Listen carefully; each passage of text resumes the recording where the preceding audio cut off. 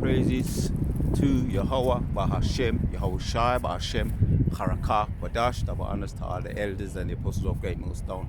Salutes to all 144,000 elect out there. We're back at you with another quick lesson out here. Quick fire, a quick jab out here to the mother of Babylon. We're going to continue to throw out these jabs, bringing this place down. Right, so we're going to continue to boast in Yahweh, Yahweh Shai, because we know that he's fighting for us right now as we speak. He'll be fighting for us, hitting up this Babylon and the mother of Babylon with travesties, destruction, woes, and the icing on the cake, Yahweh Shai's return. Right, these people are shook.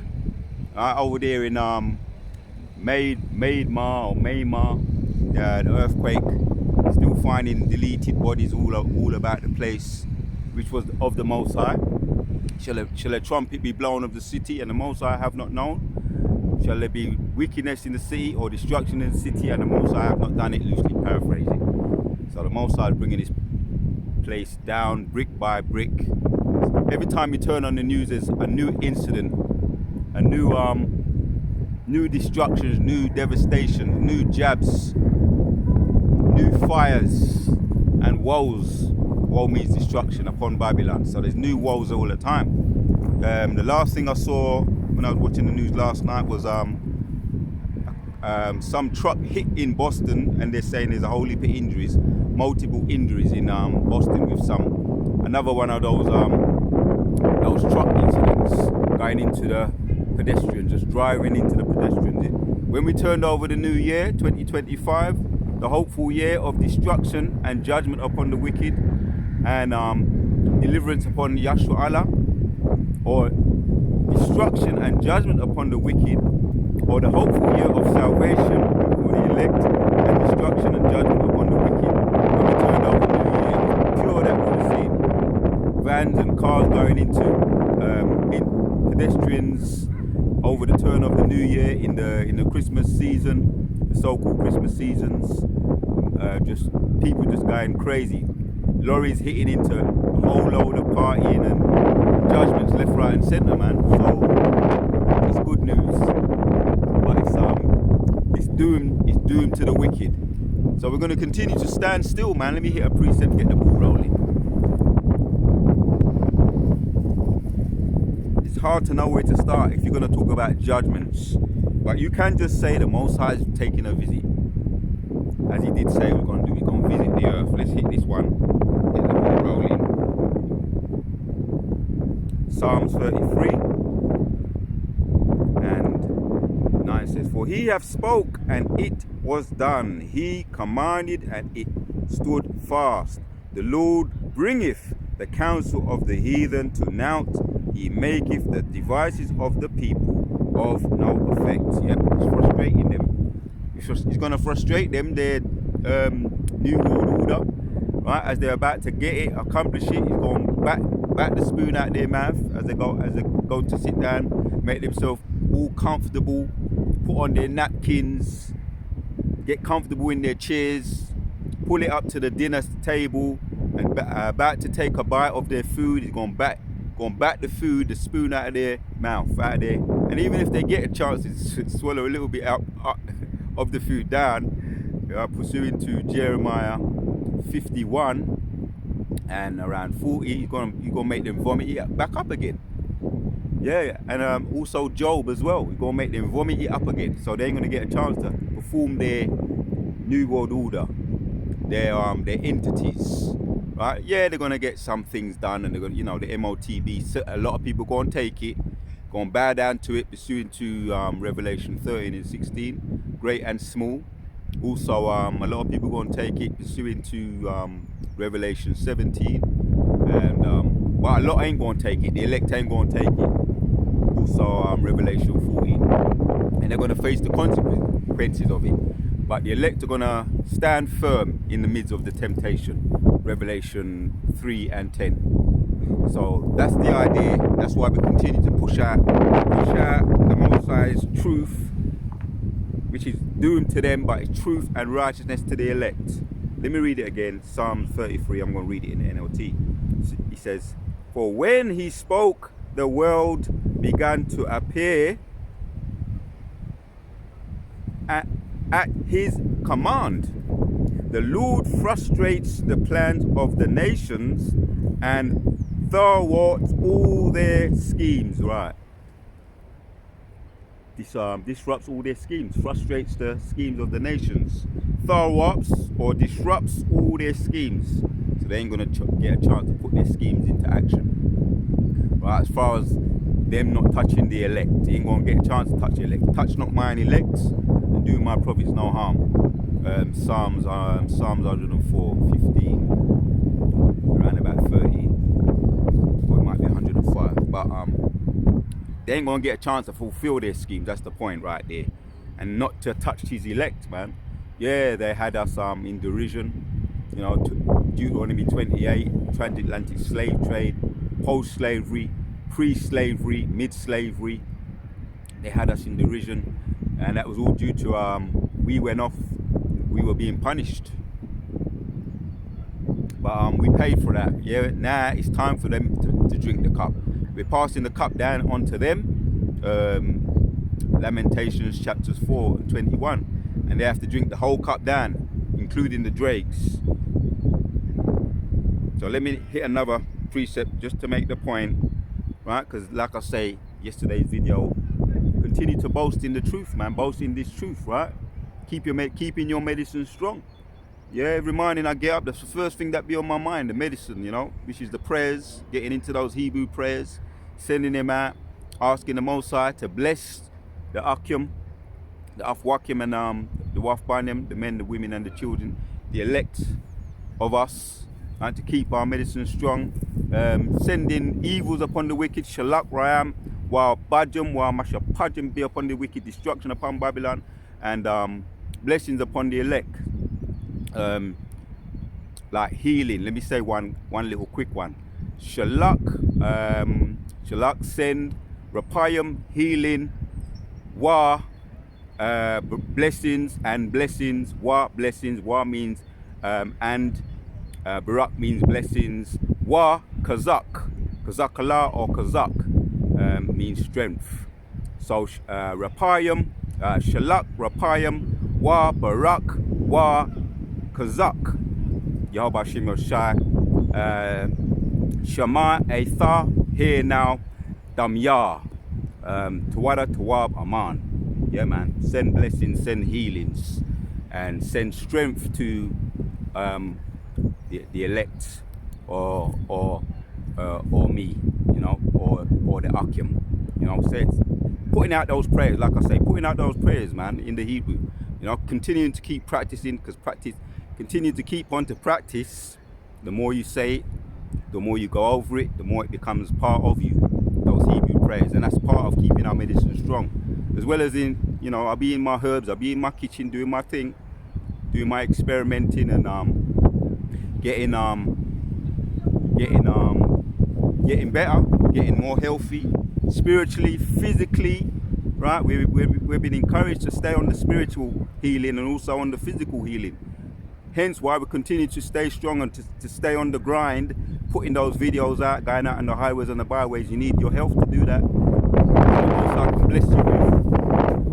And we need those blessings. Barak, Barak, Barak, Barak, Barak. Wa, Kazak, Kazak, Kazak, Kazak, Kazak, Rapayam, healing, yeah, Shalak, send. I said it upside down, but it's all good, yeah. Or Shalak, Wa, Rapayam, send healing. Wa, Kazak, send strength. Wa, Barak, Barak, Barak, Barak, Barak, Rapal, Ka Ariyah, yeah, to Ariyah. Wa Akim, and to the Akim. Kala Yahweh Shem Yoshai, yeah? Practice makes perfect, man, you know, that's part of keeping our medicine strong. Let me get back into where I left off. So, yeah, man, I'll be getting into, now I'll be doing my, which I've always been on my healing and my health, but now doing the tinctures, man. Taking it to another level, Lord willing, right? Getting that strength, that kazak in the spirit and physically. And I'm about to do my little hilangoli and round it off with that.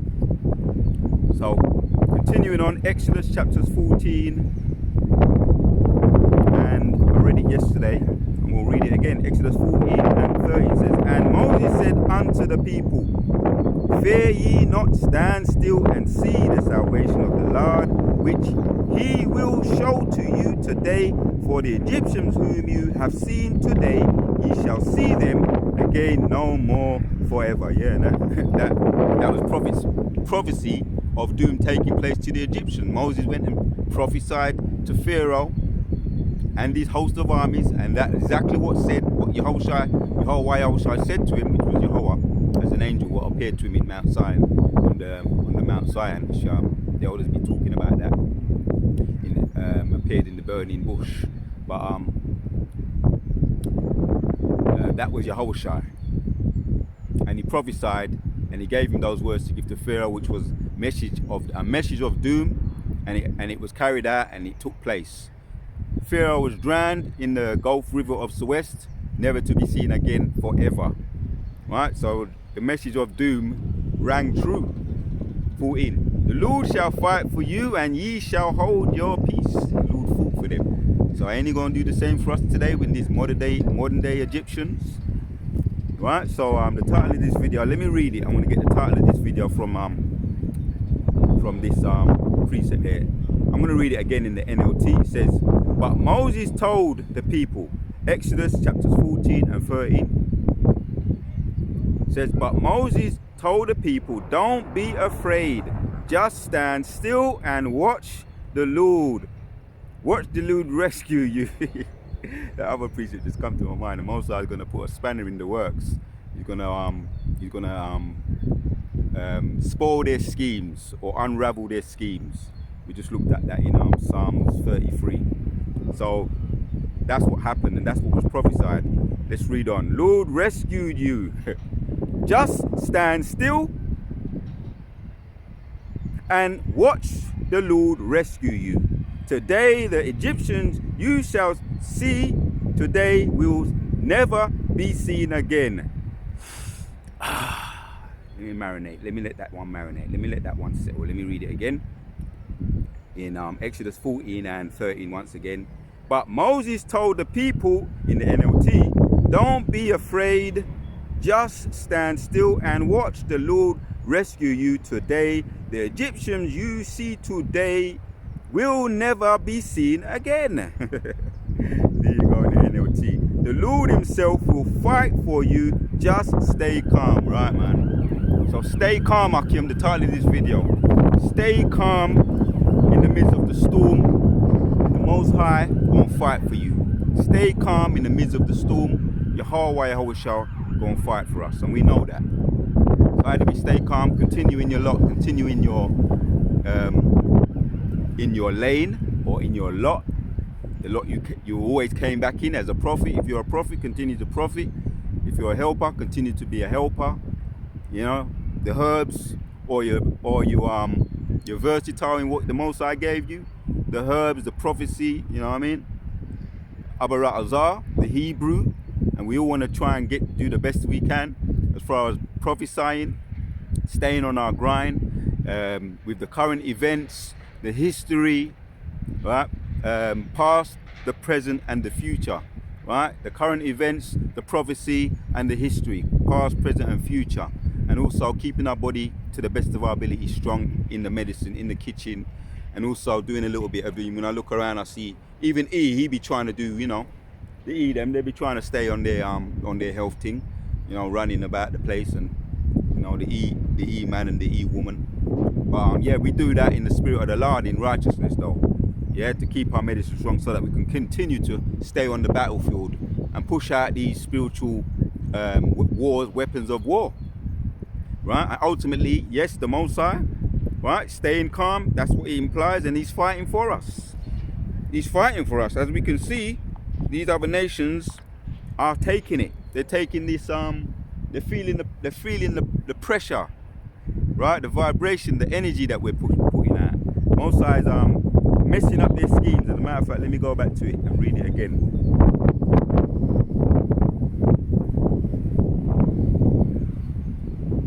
Psalms 33, I'll read 10 again. The Lord frustrates the plans of the nations and thwarts all their schemes, right?